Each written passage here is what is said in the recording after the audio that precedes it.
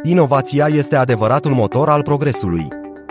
Aradoficial.ro, servicii de 5 stele pentru afacerile din județul Arad.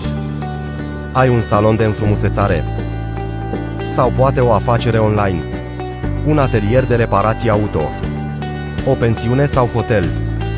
Firmă de construcții? Magazin alimentar? Magazin de îmbrăcăminte? Prestezi servicii? Ne adresăm tuturor tipurilor de afaceri din județul Arad, așa că orice tip de afacere ai avea, în mod cert ai nevoie de ceva fresh și nou pentru afacerea ta.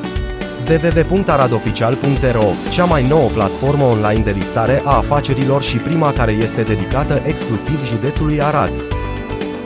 Vino să faci parte din familia aradoficial.ro, catalogul afacerilor arădene.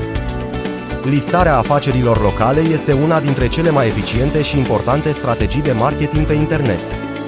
O afacere fără publicitate este asemenea unui curtezan care încearcă să cucerească o femeie făcându-i cu ochiul pe întuneric. Stuart Henderson Britt. Arad Oficial are la bază o comunitate cu peste 31.000 membri din Arad în grupul de Facebook ce îi poartă numele. Listarea afacerii în catalogul afacerilor arădene cuprinde descrierea afacerii, locația exactă, facilități oferite, galerie foto, orarul de funcționare, contact direct, linkuri directe către paginile de social media ale afacerii dumneavoastră, video prezentare afacere, modul recenzii.